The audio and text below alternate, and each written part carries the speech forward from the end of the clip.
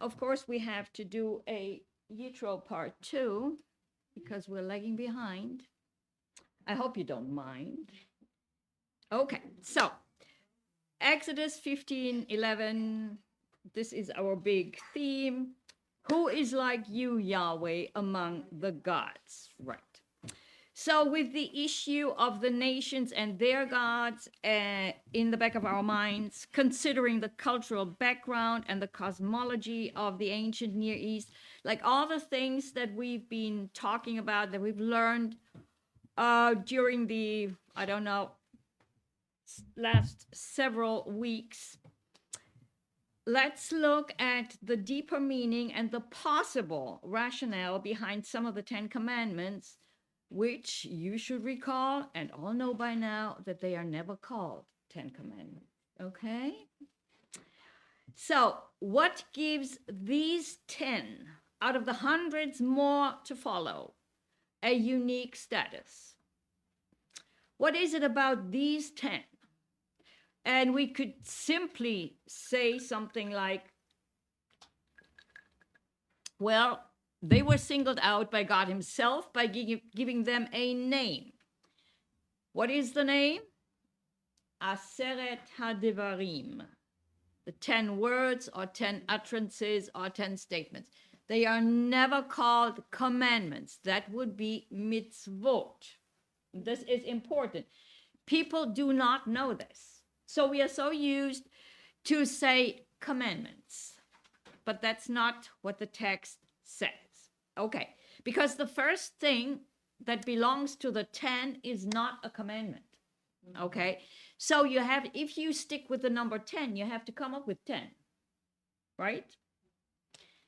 That's Greek logic. You need to follow your logic. Okay, so only these Aseret HaDevarim, these 10 utterances, were spoken by God himself. And only these 10 were inscribed on the stone tablets by the finger of God. And they are mentioned only 3 times.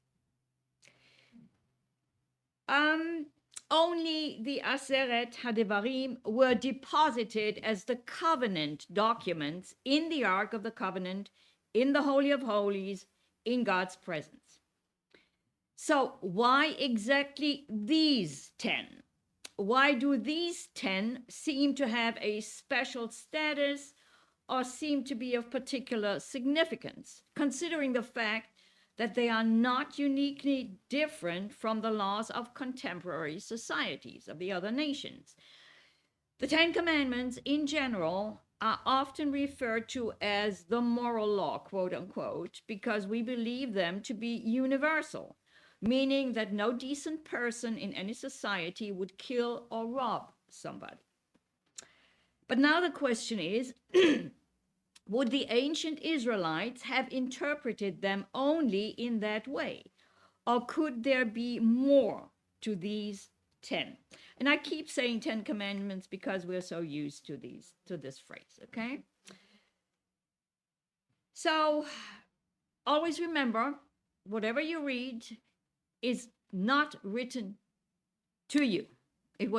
These scriptures were not written to us, okay? To us, these 10 seem like a no-brainer, right? So, of course, we would, or we wouldn't, of course. So, but remember several things. The Israelites had just come out of a functioning system of extreme paganism that was before Yahweh destroyed it all. Egypt was all the Israelites knew. Their roots were in Egypt. Now they had been uprooted and not yet planted again, if you want to use that picture. So they were not in solid ground yet. As far as they were concerned, they were in a state of uncertainty, up in the air, hanging in limbo. And they did not know what to expect. And they had nobody else to ask, what was your experience? Okay? We have to consider these facts, and this is why I'm pointing these things out when we are reading the narrative, because very shortly after the splitting of the sea, they want to go back to Egypt. They say, we rather die, we wish we had died in Egypt. So there is this pull of Egypt, this pull back. The familiar, which gives you a sense of security, versus the unknown that they were stepping into, the unpredictable. So we have to consider these things, because very often their actions are regarded as just plain stupid. Like we always come up with a lack of faith, right? They should have had more faith. Like, how in the world could they not believe after all the great miracles they had experienced? Of course, we would have, or we wouldn't have. You can fill in the blanks. You know where that goes, okay? But as the saying goes, it was easy to get the Israelites out of Egypt, but it was hard to get Egypt out of the Israelites. And for some, it never happened. Okay. So in the Ten Commandments, we see that the biblical concept of God, Yahweh, and here the name is important, is very different. He is the creator and therefore not subject to nature. He alone is above nature and controls it. Now we're going to look at the Ten Commandments in a little bit of more detail. We haven't done that before, but with this cultural background in mind. I'm Yahweh, your God, who brought you out of the land of Egypt, out of the house of bondage. We understand that technically, that's what we talked about, technically, this is the historical prologue to the covenant, the most important part of the covenant. But there is a deeper meaning to this phrase, which they would not have missed, namely the uniqueness of this divine act of Yahweh, God of Israel. And this is emphasized in Deuteronomy 4:34.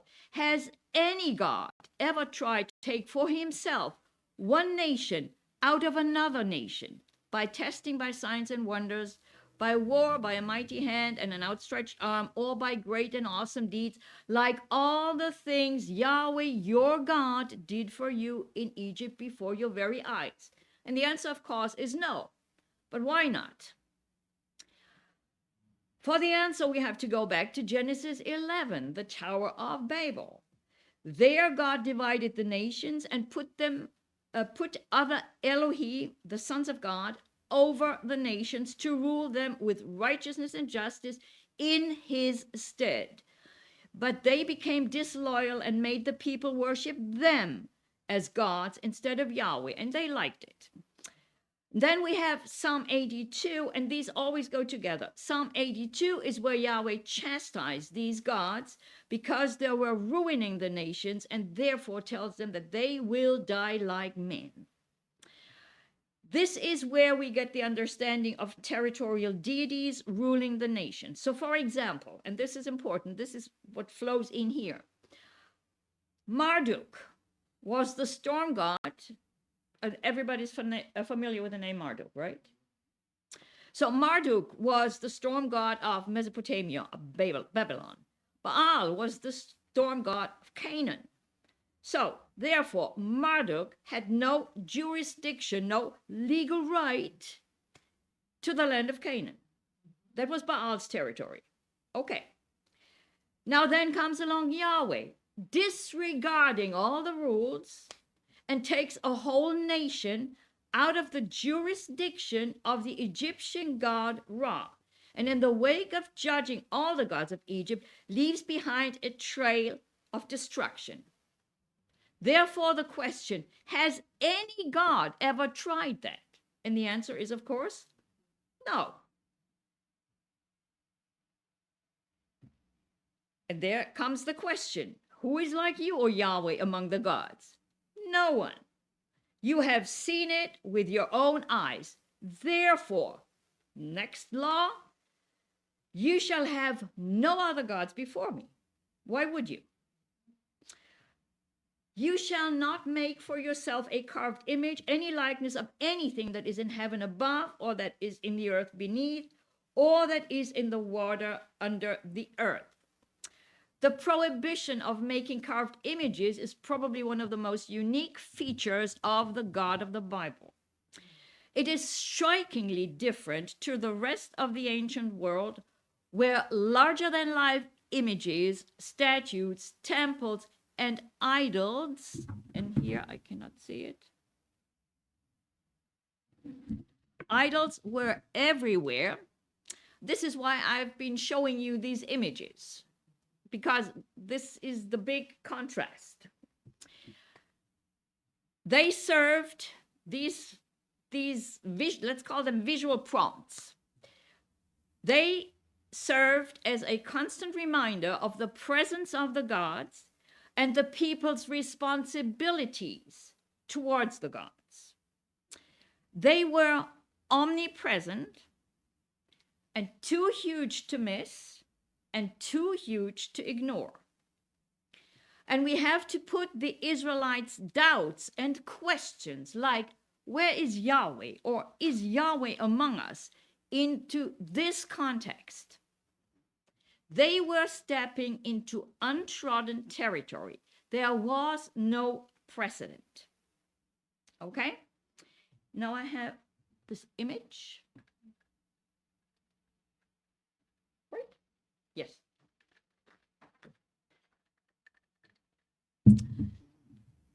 And I need you to keep this image in mind as representative of ancient cosmology. Okay? And then we have the difference with Yahweh. So, let me read this first. The individual gods were limited. Therefore, many gods were needed. So if this is the world, then the world is full of gods. Okay? So many gods were needed. Each god covered a certain aspect or area or realm of creation or existence.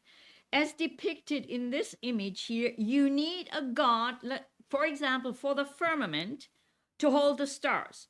But then you need a god to hold the firmament in place. Then you need the earth for men to live and to walk on and to grow their crops, etc., etc., and everything in between heaven and earth. Okay? So they were all needed and all had to be worshipped. So they were all needed to make creation, this thing, function properly and to establish what?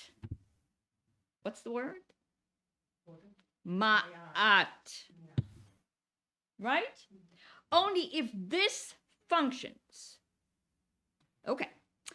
And the role of the people was to keep the gods happy, to provide whatever they needed or wanted in order for the gods to provide for the people what they needed. So there was a codependent relationship of mutual need. Okay, remember these terms and how different the God of the Bible is. Meaning, the one cannot do without the other. The gods needed the people, and the people needed the gods. And this was called the great symbiosis. So this concept is very important to understand. Keep this in mind. So enter the press button. Press the enter button to remember this one, because this is a big concept.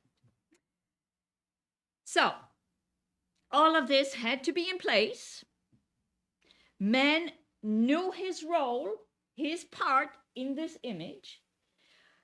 And when I was, that was a couple of weeks ago, when I was going into all of this, I had this image of a funnel turned sideways. The wide end, you have all these gods.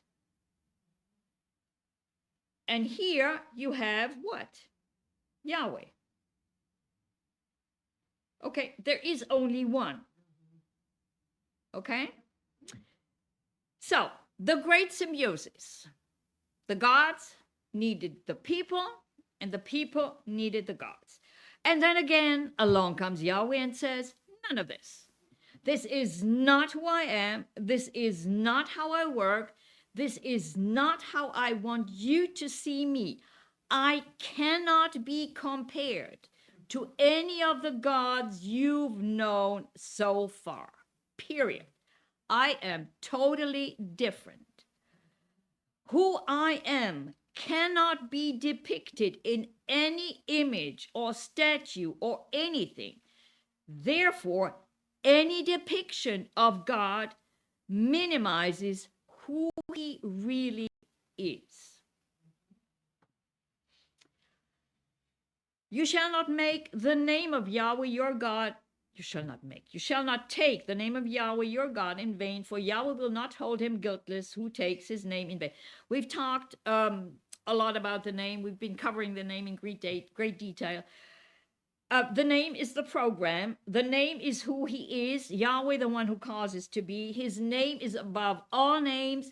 And this ultimately was the lesson to be learned from the Exodus experience on the part of the Egyptians and on the part of the Israelites. Therefore, he required due respect due to his name, to his great name. Remember the Sabbath day to keep it holy. 6 days you shall labor and do all your work, but the seventh day is the Sabbath of Yahweh your God. In it you shall do no work, you nor your son, nor your daughter, nor your male servant, nor your female servant, nor your cattle, nor your stranger who is within your gates.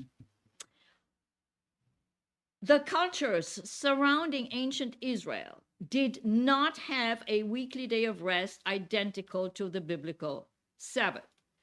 Shabbat is unique in its concept, a weekly sacred day of rest linked to both Yahweh's creation and the Exodus from Egypt. Shabbat stands out as a distinct and unprecedented institution in the ancient world. It was a weekly day of rest for all, including servants, animals, and strangers. That was unheard of in the ancient world. It was a divine command called the Sabbath of Yahweh your God. Yahweh attached his name to the covenant sign of the Sabbath. It was a visible sign of their identity as Yahweh's people. Once in Yahweh's land, everyone, including servants, animals, and strangers, had the divine right to a day of rest. And this one would surely have caught the attention of their pagan neighbors and triggered some questions. Like a day off? For real? How come? Why don't we? Honor your father and your mother, that your days may be long upon the land which Yahweh your God is giving you. Israel, God's son, was to honor Yahweh their father. So in the land, Israelite children were supposed to reflect this honor toward their parents. Only then would they be allowed to stay in the land. The right to stay in the land was not a given, and very often that was taken for granted, but it was not. It would be dependent on obedience. And now we'll take the last 5 together, and this is usually where we get the idea of moral law from. You shall not murder, you shall not commit adultery, you shall not steal, you shall not bear false witness, and you shall not covet. And all these are, in Mishpatim, they're going into more detail concerning these. So some points, because there is something that these all have in common, and that is important, and that is what we miss. In general, murder, adultery, theft, false witness, covetousness are all acts you can commit without being found out. Okay? But in a covenant relationship with Yahweh, this is no longer the case. Yahweh knows, Yahweh is watching you. You can run, but you cannot hide. Israel's vertical relationship with Yahweh is to determine their horizontal relationship with their fellow Israelites. As imagers of the one God, Israel is to reflect on earth her God's character by way of her godly behavior and righteous conduct to the nations and their gods. Israel is to be holy, special, different, not because of who they are, but because of who Yahweh is. And this difference, this otherness, the uniqueness of Yahweh has to be visible to the nations in the worship and conduct of his people, because God wants the nations to come back to him. That is the bigger picture, always in the background. And here we have to point out a major difference between Yahweh and the other gods. And I have a quote next.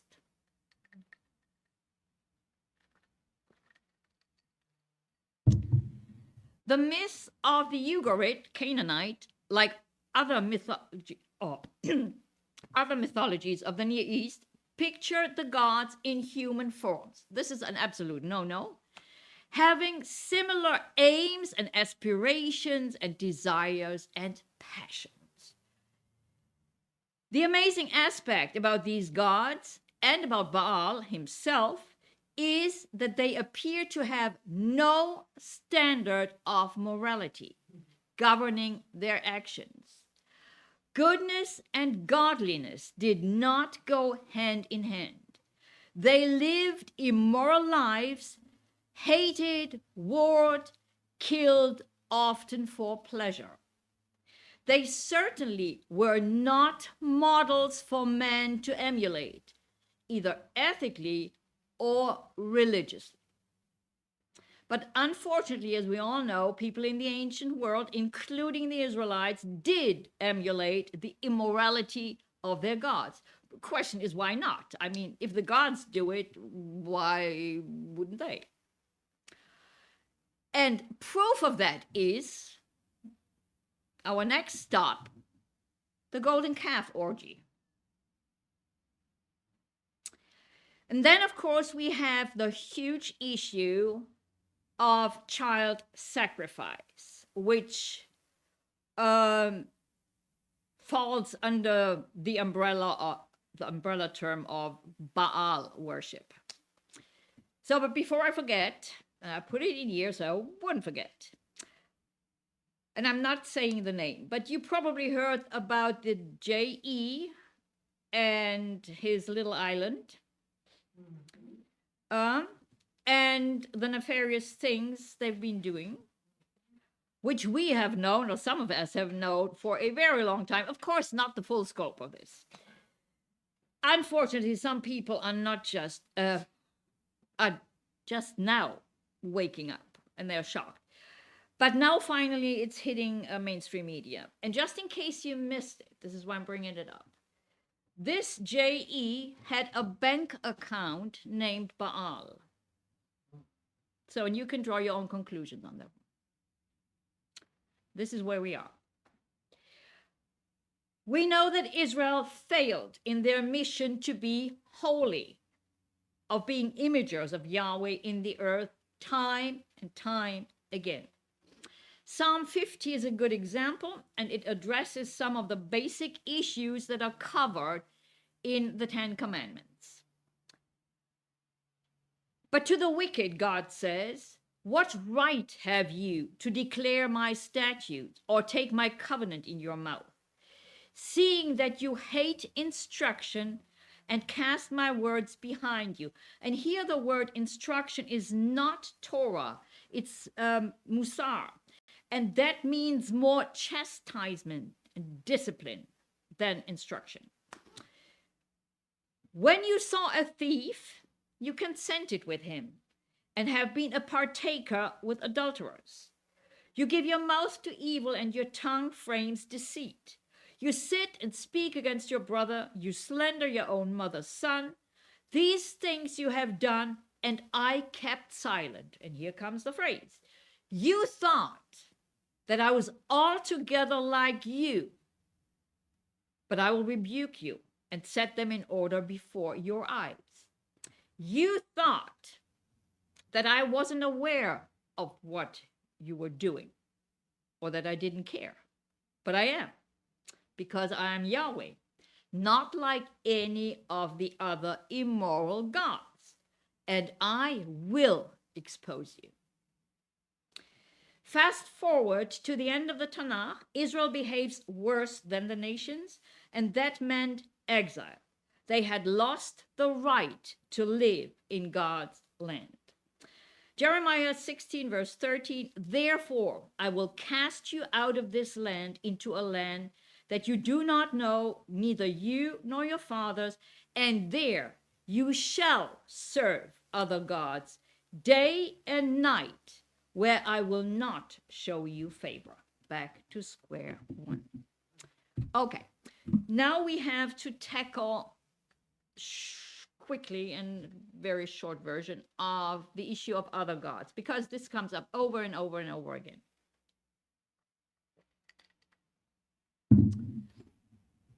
Next.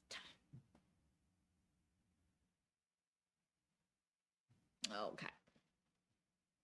This is, you shall have no other gods beside me or before me, and other gods is Elohim Acherim. And this is, the quote I have here is from Dr. Sassoon. I've quoted him before, and he is one of the most famous Sephardic rabbis today. The Stone Chumash reviewing its Torah. So he wrote about where the Stone Chumash is totally different than all the other books, and mostly in a very negative way. The simple meaning of the verse is about loyalty. Yahweh does not brook his worshippers worshiping additional gods, but this could imply a recognition of other gods. To preclude such an implication, Rashi, again, Middle Ages, in the wake of the Mechilta, writes, Elohim Acherim, they are not divine, except that others made them gods over them. But it is impossible to construe it as gods other than me, for it is insulting to heaven to call them divinities alongside him, God. Okay, this is interpreting something into the Bible that is not there. Rashi treats Elohim Acherim not as an adjective and noun like other gods, but as two nouns in the construct form, or construct state, gods of others. And that is how Stone Chumash treats the phrase throughout the Torah. The following two examples are typical. Exodus 23:13. Make no mention of the names of other gods, they shall not be heard on your lips. The names of other gods you shall not mention. And Deuteronomy, this is an important one. They turned to the service of other gods and worshiped them, gods whom they had not experienced and whom he had not allotted to them. And of course, Stone Chumash, the gods of others, gods that they knew not, and he did not apportion to them. So that does not really make sense.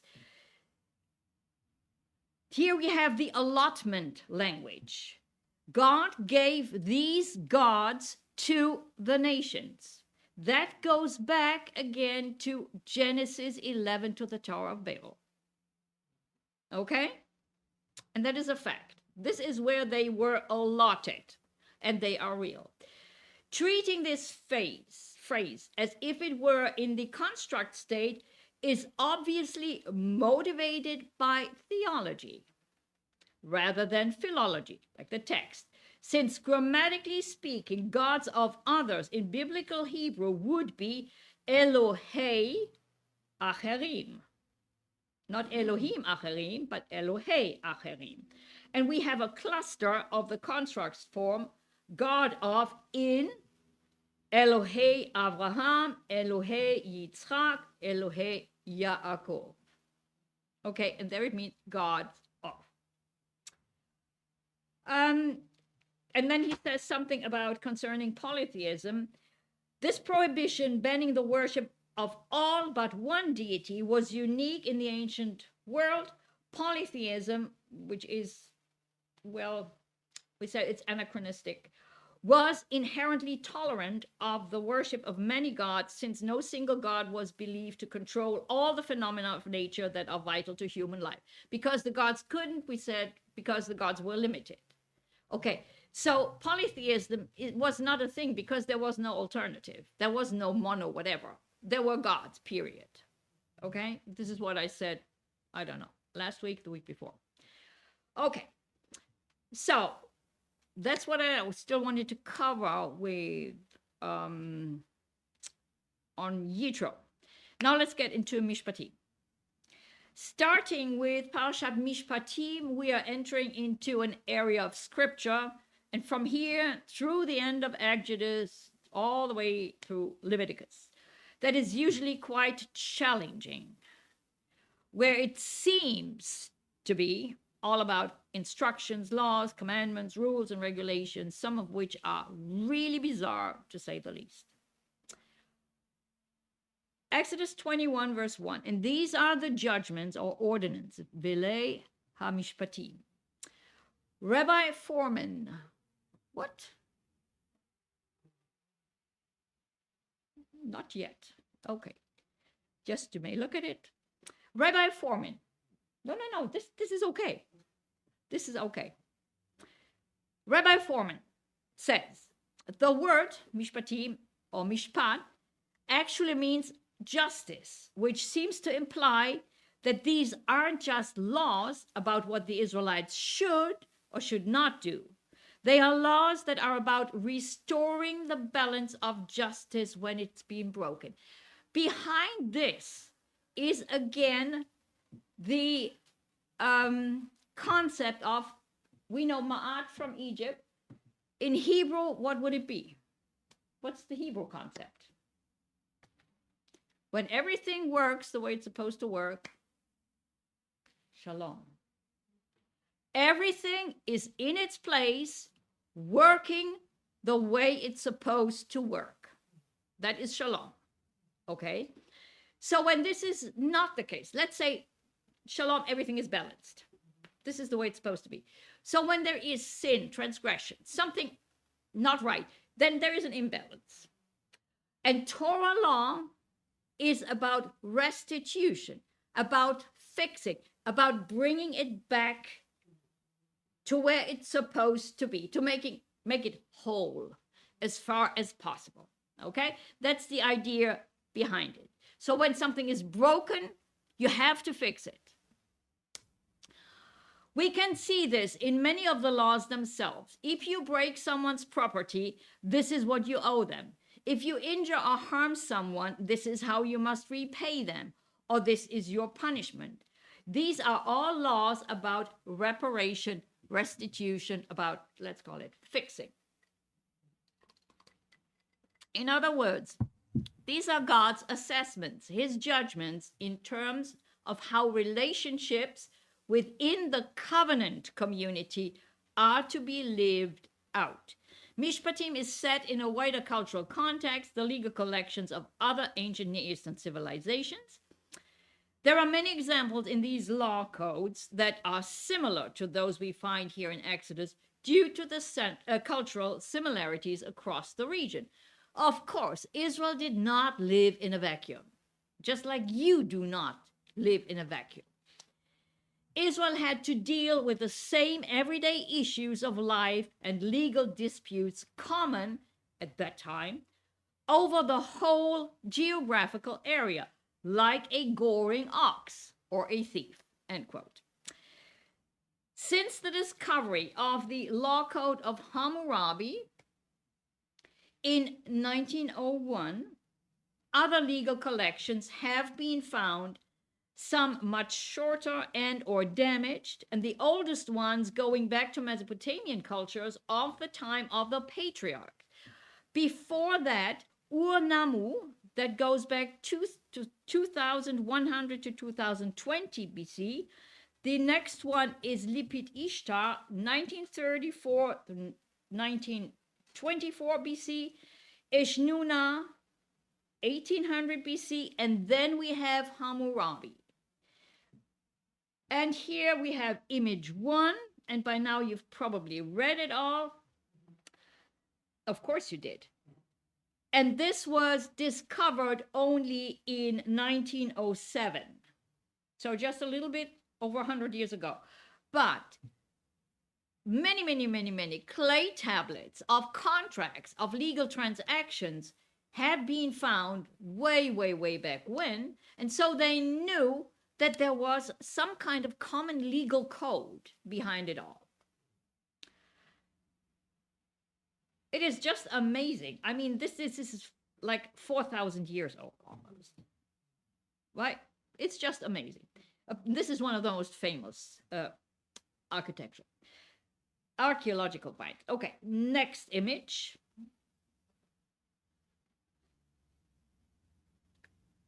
Okay, there it is. That's the top. This is important. And of course, you've read it already, yeah? This is King Hammurabi, and just a reminder, Hammurabi was an Amorite king, and the Amorites are important. Receiving the laws from the god Shamash. This is important, that everything had to come from the gods to make kingship and laws legal, to have the divine right to rule. And then there is another one that's a close-up of the writing. Next.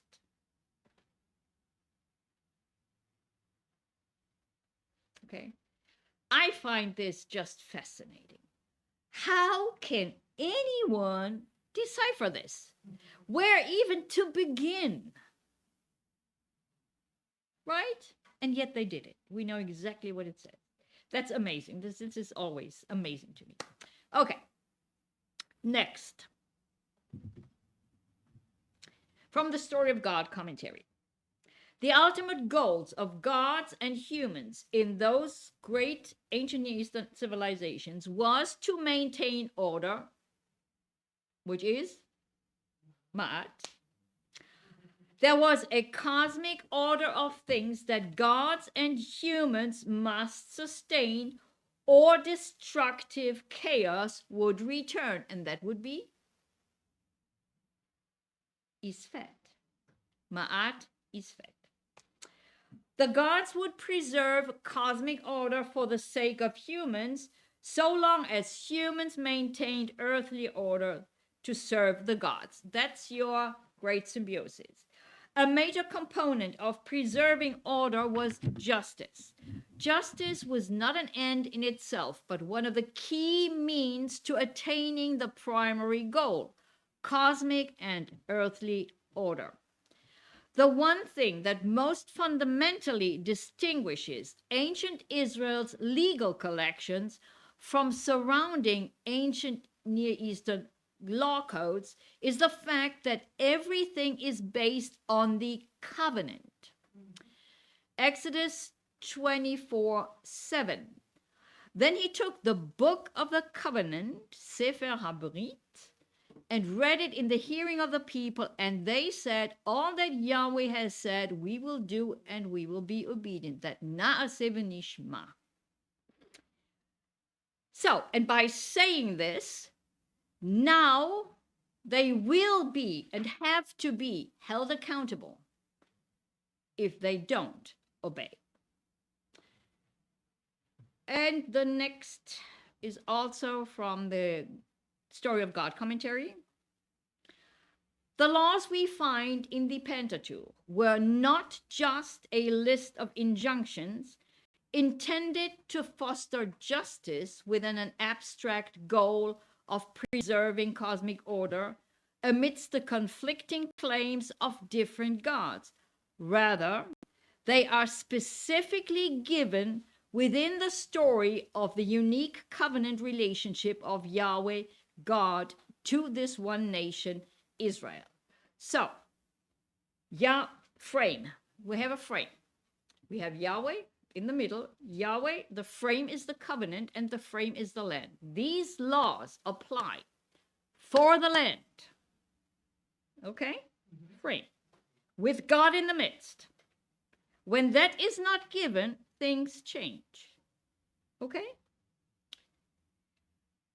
What makes the laws of Israel distinctive from other ancient Near Eastern collections, then, is not that the laws themselves are utterly different, because they aren't. On the contrary, there is much in common as regards context, but there are also significant differences. Rather, what sets them apart is the historical and covenantal context of the story in which they are set. That covenantal relationship had a number of uniquely distinguishing features that flow through the laws again and again, that is quite unprecedented, unparalleled in other ancient Near Eastern legal collections. For example, it is based on the historical fact of God's election and covenant with Abram and his redemption of the Israelites out of slavery from Egypt. These, and especially the second, will be threaded through the legal texts repeatedly, always going back to Egypt, and many laws are based on the Egyptian experience. It constitutes a relationship that is profoundly personal. Yahweh makes explicit promises, and Israel makes reciprocal commitments. So, Yahweh makes things personal. That also means that he takes things personally. Okay? It involves Yahweh's direct speech within the legal sections. That is to say, the laws are not simply impersonal legislation promulgated by the government. Yahweh frequently adds comments, explanations, exhortations, etc. in the first person singular.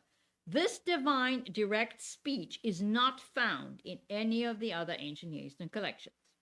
The overarching purpose of all the Pentateuchal laws is not merely, though emphatically, justice, but holiness. Again, what did we say before? The gods of the nations were totally immoral. So this is as diametrically opposed as anything can be. Okay? Israel is to reflect the character of Yahweh in all dimensions of life. This is what will make them holy. And this is the key takeaway. That is as different or distinctive from the nations as Yahweh is different from the nations' gods. The legal sections of the narrative thus resonate with the same stated goal of the narrative itself, that Israel has a mission, a role to play within God's ultimate purpose for all nations in the whole earth.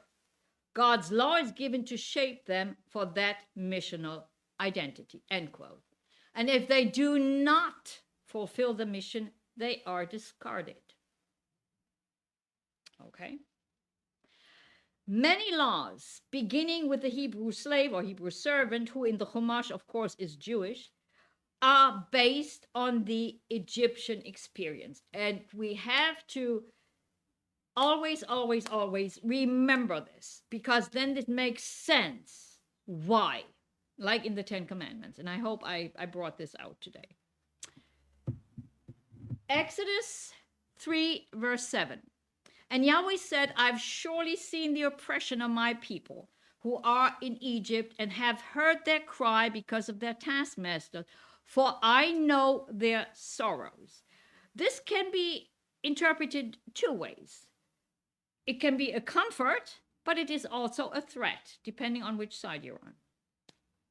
Just as God had looked on his people with compassion when they were oppressed by the Egyptians and finally brought them out, so now his people, his imagers, must deal with the same compassion and justice with those in their midst to provide the means to bring them out of their difficult situation. But the most vulnerable, because the most vulnerable in their midst, the orphan, the widow, the stranger, and the poor, have a special place in God's heart. This is God's barometer. Exodus 22, 21 through 27. I only have through 24. That's enough. You shall neither mistreat a stranger nor oppress him, for you were strangers in the land of Egypt. You shall not afflict any widow or fatherless child. If you afflict them in any way, and they cry out at all to me, I will surely hear their cry, and my wrath will become hot, and I will kill you with the sword. Your wives shall be widows, and your children fatherless. And here again, we should not make any images, create any images in our heads with Yahweh pulling out the sword and killing somebody, right? So he has ways and means to kill somebody, okay? Like strangers, and the stranger is an important part in the whole story. Like strangers, widows and orphans were in a similar, very vulnerable position. Strangers lacked land of their own. Widows and orphans lacked the protection of a family. Without land or a family, these groups could quickly become utterly destitute and cry out to God in their desperation, and God would hear their cry. Therefore, it was the duty and the responsibility of the community to take care of the most disadvantaged and vulnerable among them. Deuteronomy 27, verse 19. Next. Cursed, this is the curse part. Cursed is the one who perverts the justice due the stranger. Of course, here once again, Chumash has proselyte. There are no proselytes. The fatherless and the widow. This is a, what do you call it? We have a six-pack and we have a tri-pack. Is that a tri-pack? A three-pack? Three-pack, tri-pack. Okay. This set of three. They are lumped together for a reason. Okay. So there is a curse on this. Yet, biblical history paints a very different picture, as we all know. Century after century, God's prophets accused Israel of failing to hear and defend the cause of the needy. They called them to change their ways, but they would not listen, and judgment fell on the nation. The first temple was destroyed, and the Babylonian exile began. The book of Malachi was written after the return from captivity. So now they have their time out in Babylon. Now they've come back after the captivity and after the second temple had been built. Now things were already going wrong again. Malachi 3, verse 5. And I will come near you for judgment. I will be a swift witness against sorcerers, against adulterers, against perjurers, against those who exploit wage earners and widows and orphans, and against those who turn away a stranger, because they do not fear me, says Yahweh Tsevaot.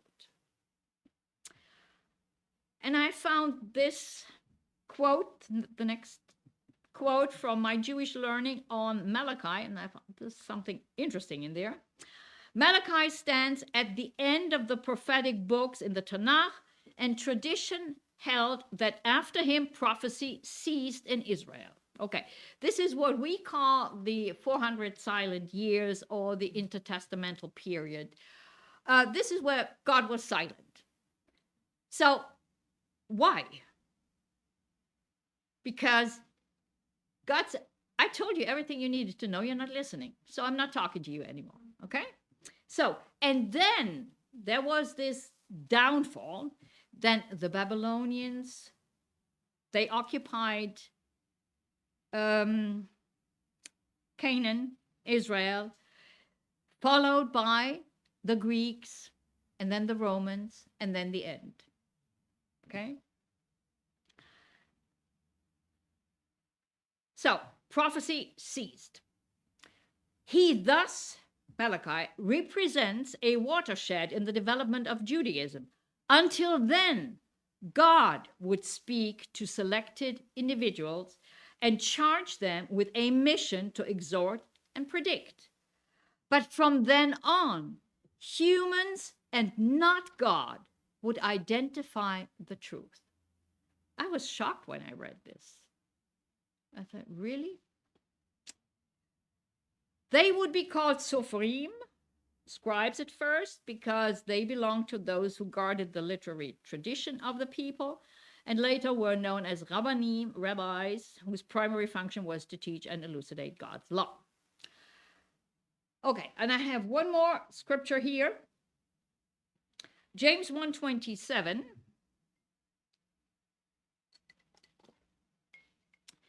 Pure and undefiled religion before God and the Father is this: to visit orphans and widows in their trouble, and to keep oneself unspotted from the world.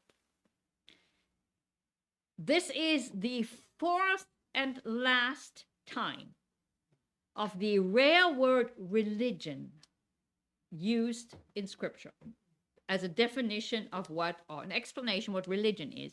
And again, mentioning the orphans and the widows. Okay. Now, let's get to the Hebrew servant. Eved Ivri. Exodus 12, verse 2. If you buy a Hebrew servant, an Eved Ivri, he shall serve Avad 6 years, and in the 7th he shall go out free and pay nothing. And here, of course, Chumash says, if you buy a Jewish bondservant, there was no such thing as a Jewish anything. Chumash, this is one of those commentaries. The first word of the passage imply that if a Jew has the choice of buying a Jewish bondman or a Gentile slave, he should purchase the Jew, even though it would be more economical for him to buy or hire a Gentile. If a fellow Jew is in such financial distress that he must sell his services, his brethren are morally obligated to help him. Okay. And here again, a quote from Rabbi Sassoon from the same article on Jew-centrism. Stone Chumash tends to portray the Torah as being about Jews instead of Israelites. Jew is a term that developed from the name Judah, the main tribe that remained after the Assyrian conquest of the northern kingdom of Israel. It is more than a little anachronistic to refer to ancient Israelites as Jews, and they do this all the way through. Furthermore, by substituting Jew for Israelites, the 10 tribes are effaced. Apart from the anachronism of employing the designation Jews for the nation in pre-exilic history, it seems perplexing why anyone should wish to tacitly write the non-Judean tribes out of the narrative. And the Hebrew clearly said Eved Ivri, Hebrew, servant. Ivri is Hebrew. Okay? There are different translations for Eved Ivri. Chumash has Jewish bondsman. Then we have servant or slave. And semantics matter. Hebrew has only this word for servant or slave. And Eved Eved in itself cannot express the nuances we have in the English language. So then what kind of Eved a person is depends on who is at the top, who the master is. Next.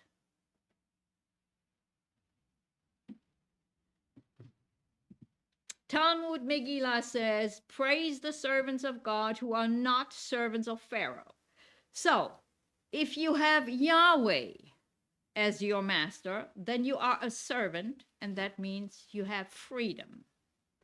If you have Pharaoh as your master, you are a slave, and you're in bondage. Egypt is considered the prototype of all exile and bondage, and Mount Sinai is the prototype of freedom.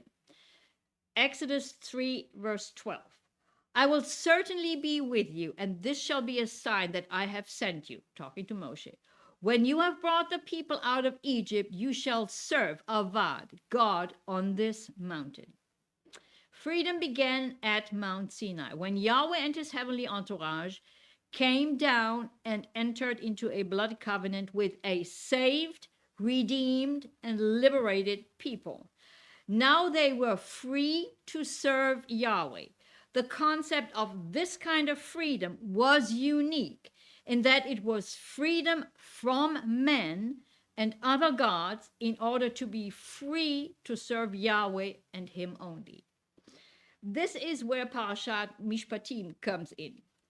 In this new and unique covenant relationship, the Israelites were supposed to, number one, establish righteous judgments and ordinances, to establish and demonstrate respect for life, to protect the weakest of society, again, the orphans, the widows, and the strangers, which are a key element, key requirement, and to bring justice and righteousness into humanity. Why? And here we have Psalm 98, verse 14, because righteousness and justice are the foundation of your throne. Exodus 21, verses 2 and 3. If you buy a Hebrew servant or bondservant, an Eved, he shall serve Avad 6 years, and in the 7th he shall go free and pay nothing. Here we have the important 6-7 pattern of the creation week and the cosmic Shabbat pattern.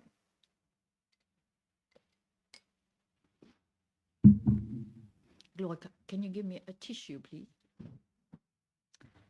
The longest time a Hebrew can be an Eved, a servant, is for 6 years, equaling the 6 days of work, which equal 6,000 years. Okay, that's your usual interpretation. But this is only true if our interpretation is correct. In the 7th year, he is to be released, equaling the 7th day Shabbat, or the 1,000-year millennial kingdom, or the Messianic age, if our interpretation is correct. And I'm emphasizing this because more and more people, scholars, are becoming very, very cautious with making any predictions, even though yesterday I ran into someone who did just that. As far as time frame for the end times and all of this is concerned. And this person, of course, had it all figured out with some new insights. And these scholars are now looking at the numbers. We know that numbers is a very, very specific problem in Scripture because we do not know how to interpret the numbers in Scripture. That's our big problem. And they are looking at numbers, for example, and at patterns more as conceptual than literal. Okay? Why? Well, does anybody know? Does anybody really know what time is it? And archaeology makes it more and more and more and more different. An example. Let's say one writer uses 7, describing the same event, telling the same story, uses the number 7, and the other describing the same event using the number 8. So our Greek mindset, this is, the Bible is not right, there are mistakes, scribal error, you cannot trust, whatever. When to the ancient mind, it would mean, well, I'm not looking at the exact number, but I'm looking at what does the number represent. So the one wants to express something that is expressed or understood by the number 6, while the other wants to express another aspect, which is expressed, let's say, by the number 7. This is just an example. So am I making my point clear? Yeah? So this is important because there are way too many literalists when it comes to this. And they are just going through the numbers and that here it says this and there it says that. Well, an ancient Israelite would not have cared. Okay? Maybe there were scribal errors. Then who would know which one is right? Right? So, okay, put that aside. The 7th year, as we know, is called the Shemitah, the year of release. To a Hebrew, being an Eved, and this is important, is not who he is, but what he is for a certain limited period of time because of circumstances.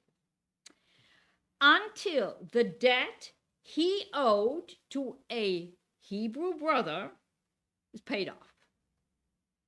Or the Shemitah or the Yovel comes around.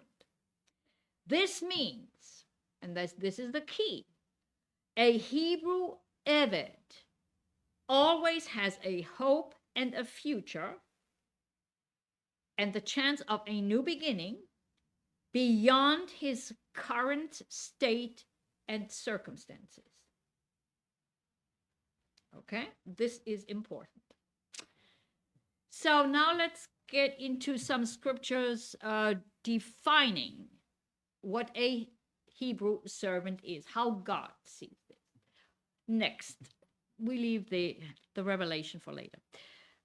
Leviticus 25, verses 39 through 43. And if one of your brothers, that's a fellow Israelite, who dwells by you becomes poor and sells himself to you, you shall not compel him to serve as a slave, as a hired servant, that's a different word, and a sojourner he shall be with you, and shall serve you until the year of Jubilee. And then he shall depart from you, he and his children with him, and he shall return to his own family. He shall return to the possession of his fathers. For they are my servants, whom I brought out of the land of Egypt. They shall not be sold as slaves. You shall not rule over them with rigor, but you shall fear your God. Meaning, you better watch what you're doing. You better watch how you treat someone who is dependent on you.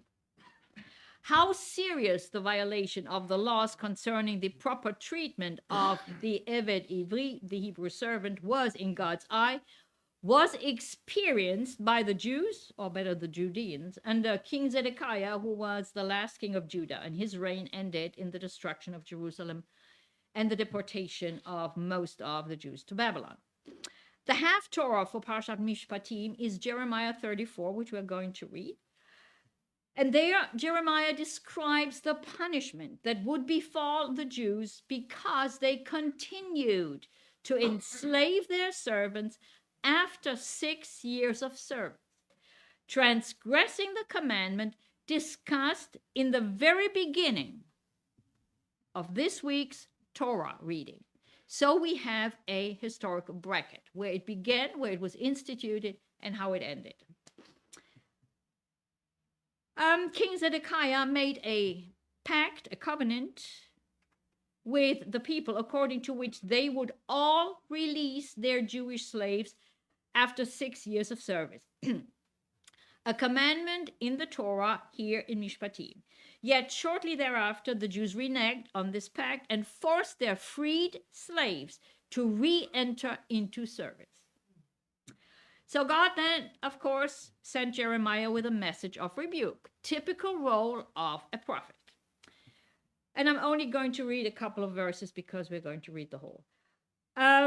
Jeremiah 33, verse 17. Therefore, so says Yahweh, you have not hearkened to me to proclaim freedom, everyone to his brother and everyone to his neighbor. Behold, I proclaim freedom to you, says Yahweh, to the sword, to pestilence, and to the famine. And I will make you an object of horror to all the kingdoms of the earth. Verse 18, and I will give the men who have transgressed my covenant, who have not performed the words of the covenant, which they made before me. The point is, when you make a covenant, what do? You swear an oath and you invoke God's name. Okay. Who have transgressed my covenant, who have not performed the words of the covenant, which they made before me. This is using my name in vain, profaning my name. When they cut the calf in two and passed between the parts, that's a blood covenant. The princes of Judah, the princes of Jerusalem, the eunuchs, the priests, and all the people of the land who passed between the parts of the calf, I will give them into the hand of their enemies and into the hand of those who seek their life. This is how serious, in God's eyes, the violation of this particular law was. Because it was based on their history, in their liberation from bondage, and their behavior and treatment of their slaves showed that they had no fear of God. The Haftorah vividly depicts the destruction and devastation that the Jews would experience as a result of this. So back to square one, back into slavery, back to the nations and their gods. And God always says, and there you will serve other gods, because you have to. Do we still have time? Oh, yeah. Good. So we can do the permanent slave. That's good. Exodus 21, verse 5.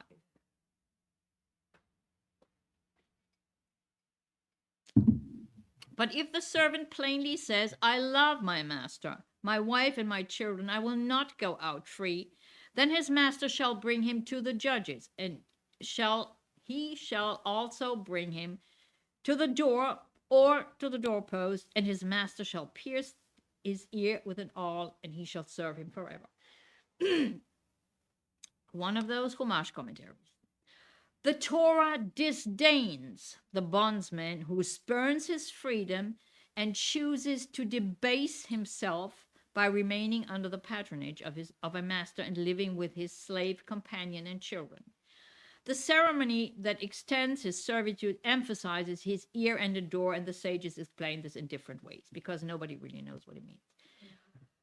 So, point, nowhere in the text is there any indication that the decision of the servant to stay forever with his master, whom he loves, is to be considered in a negative way. On the contrary. Okay? The Torah supposes that in some case a slave may opt to remain with his owner beyond the 6 years. His owner treats him well because he loves his owner, because that is a sign that the owner treated him well, which he was supposed to do. And he has given him a wife and children. The slave is happy to serve his master. And he says, I will not go out. The slave forfeits, this is the legal side, the slave forfeits his right to go free after 6 years. His owner takes him to the doorpost and pierces his ear with an awl. Perhaps the lifelong slave thereafter wore a ring in that ear to indicate his permanent status as a servant of the household. But nobody knows what the ritual exactly means and how it was visible. So we don't know. But it is a huge Messianic shadow. Because this passage, of course, alludes to Messiah, his devotion to God and our devotion to him. Yeshua is the eternal servant of Yahweh. Next. And it just so happens to be this one. Eved Ivri, Hebrew slave, has the same numerical value as Mashiach. And we can also add Psalm 40, verse 8 here. My ears you have pierced. Okay, you all know this. So now I just quickly want to add some scriptures from the Brit. Philippians 2, verses 5 through 7. Let this mind be in you, which was also in Messiah Yeshua, who, being in the form of God, did not consider it robbery to be equal with God, but made himself of no reputation, taking the form of a bond servant, and the Greek is doulos, and coming in the likeness of man. Romans 1:1. Paul, a bondservant of Messiah Yeshua, called to be an apostle, separated to the gospel of God. Paul opens his letter to the Romans with this identity, emphasizing complete devotion and submission to Messiah. And the term doulos, Greek, is what is in the Hebrew eved, conveys a relationship, a lifelong voluntary service, not merely hired labor, but a covenantal bond of loyalty and obedience. This concept is rooted in the law of Exodus 21, verses 5 and 6, symbolizing love and commitment. And in all of the New Testament, Paul, Peter, James, and Jude all adopt this title, reflecting that true freedom in Messiah is found in voluntary enslavement to him, to become a slave or a bondservant of Messiah. And fast forward, the great crescendo of it all, when we fulfill our purpose, that's Revelation 22, verse 3. And there shall be no more curse, but the throne of God and of the Lamb shall be in it, and his servants shall serve him. But there is another issue in this scripture, and this is another important one. Next. There are different translations. Next. Then his master shall bring him to the judges. Chumash has the court. Freedman has God. NASB has God. RSV has God, and so on. So what do you think? What is the word in the Hebrew? Why the discrepancy? The word is Elohim. Okay. This is another problem with Chumash. So the word is Ha-Elohim. Why would God be Elohim? Equals meaning God, right? Why would God be the correct and more logical translation? Because we are talking legal matters. I believe that the lifelong commitment would have to be brought before God and confirmed by an oath before God to make it valid and binding. And we can say this because we have a similar case in Exodus 22, verses 7 and 8. Next. If the thief is not caught, the owner of the house shall depose before God that he has not laid hands on the other's property, in all charges of misappropriation pertaining to an ox, an ass, a sheep, a garment, or any other loss whereof one party alleges, this is it. The case of both parties shall come before God, and he whom God declares guilty shall pay double the other. Okay. Chumash shall approach to the court, and whom the court finds guilty. And the RSV has, again, shall come near to God, shall come before God, whom God shall condemn. The key to correctly understanding and correctly interpreting is the fact that the thief is not caught. So the judges do not know who the thief is. So what is the point of bringing him before the judges? Okay, so key is that the thief is not caught. Therefore, the only one who could know is God, not the judges, or as the Chumash translated, the court, but the ultimate judge. You can run, but you cannot hide. Right. And another commentary from the New Cultural Background Study Bible. When the text indicates that the receiver of the goods is to appear before God, it has in view a particular method for resolving the dispute at hand, namely what scholars call supra-rational procedures. These are procedures that go beyond the pale of rational evidence, such as testimony, physical evidence, or documentary evidence, by appealing directly to divinity to settle the matter.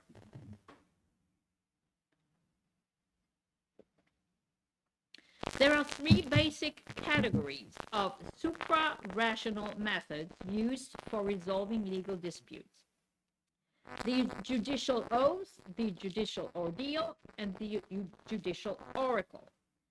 Only one party could take the judicial oath. If that party did so, the court granted that party victory in the case and felt confident that divine power would punish the oath taker if the latter had sworn falsely, with greater severity than any legal penalty might.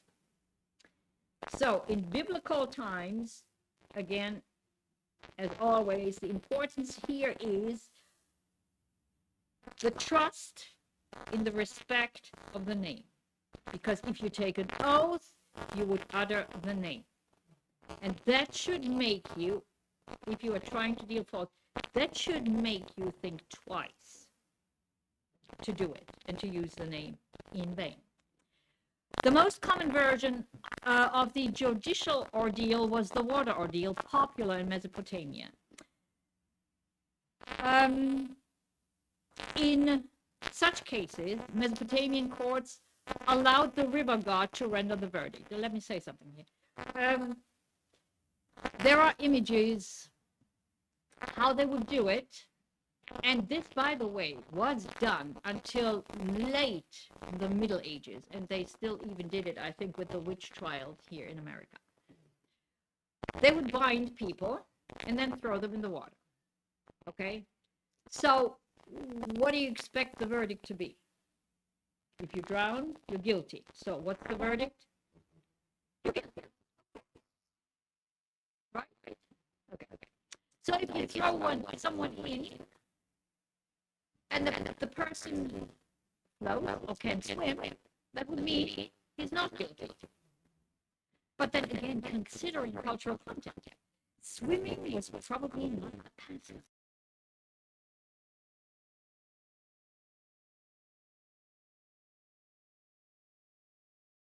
That a lot of people could not swim, right? But that is what is meant by let the God render the verdict. So that's how it was interpreted.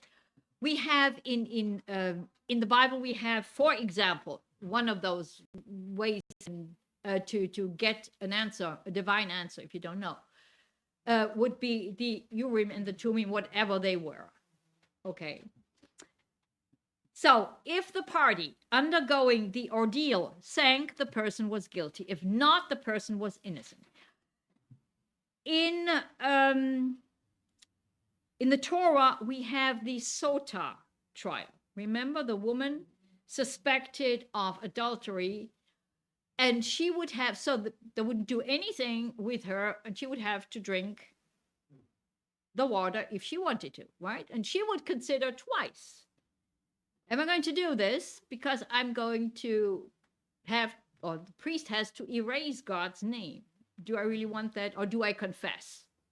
Okay, so, and we said no amount of whatever of that water would kill anybody or do anything to anybody. So if something happened to the woman, it was a divine verdict, and she was guilty. Okay, so that is totally different. What appears most common in ancient Egypt and Israel was the judicial oracle. Here too, the case is offered directly to the deity for a verdict, not by means of an ordeal.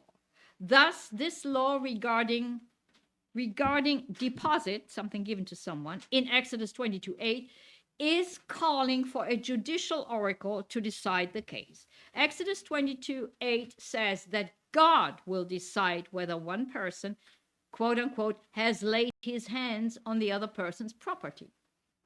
According to verse 9, the one whom God finds guilty must pay damages.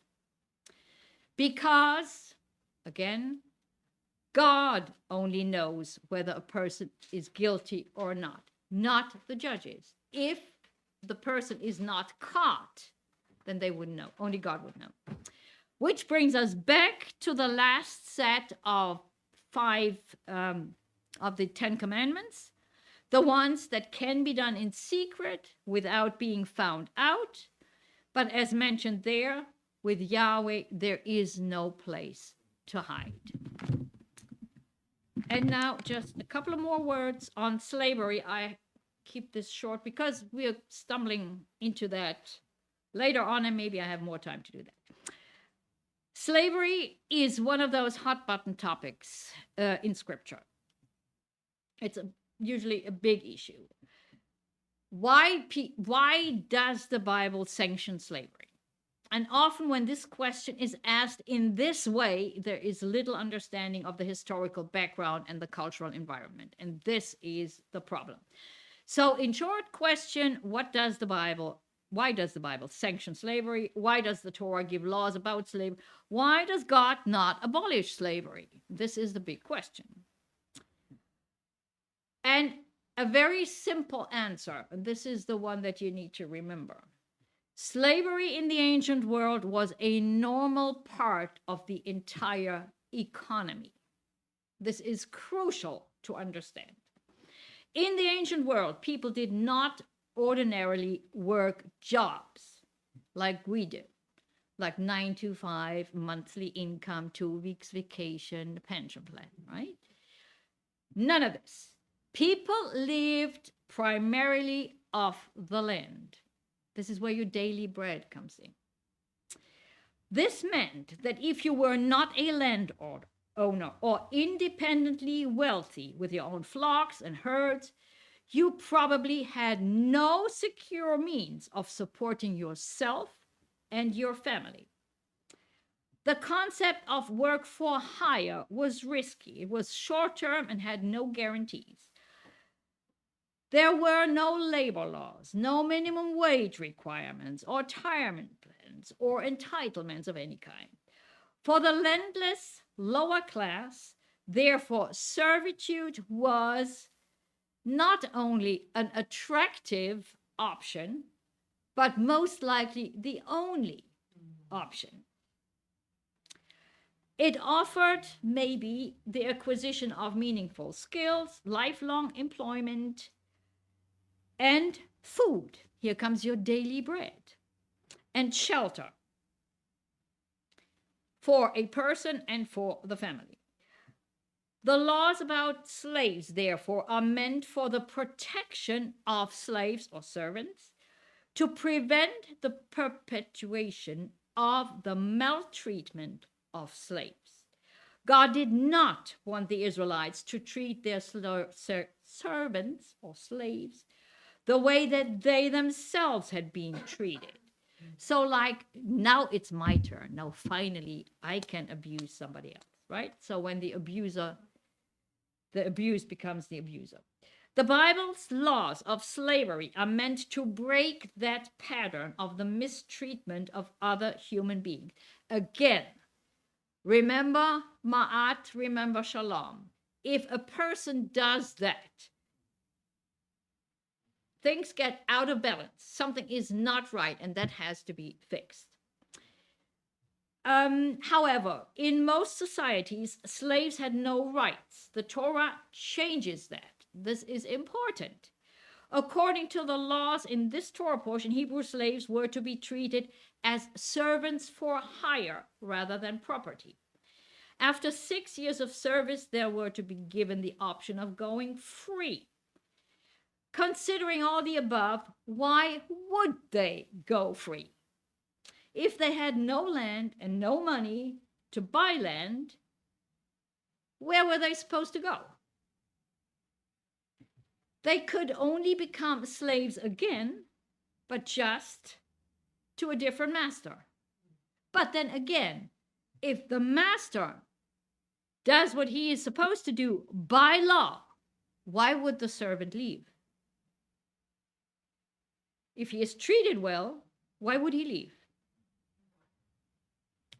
Okay. And now we finish off with some scriptures from the Brit. The first is from about the workers in the vineyard, Matthew 20, verse 6 and 7. And about the 11th hour he went out and found others standing idle and said to them, "Why have you been standing here idle all day?" And they said to him, "Because no one hired us." No money, no food.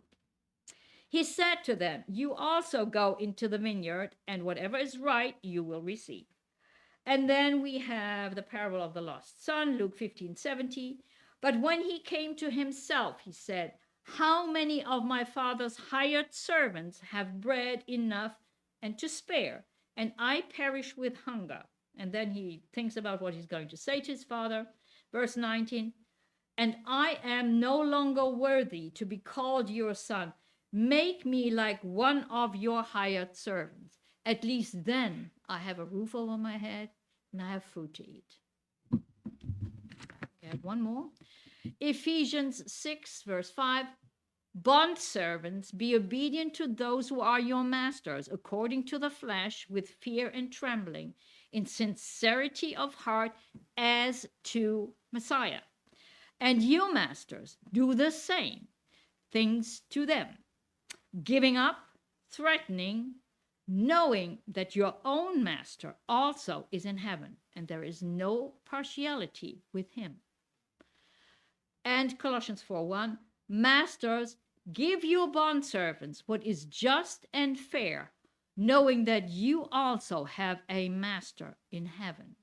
Meaning, you get no free pass. The God in heaven, your master, is watching you and will hold you accountable. Amen.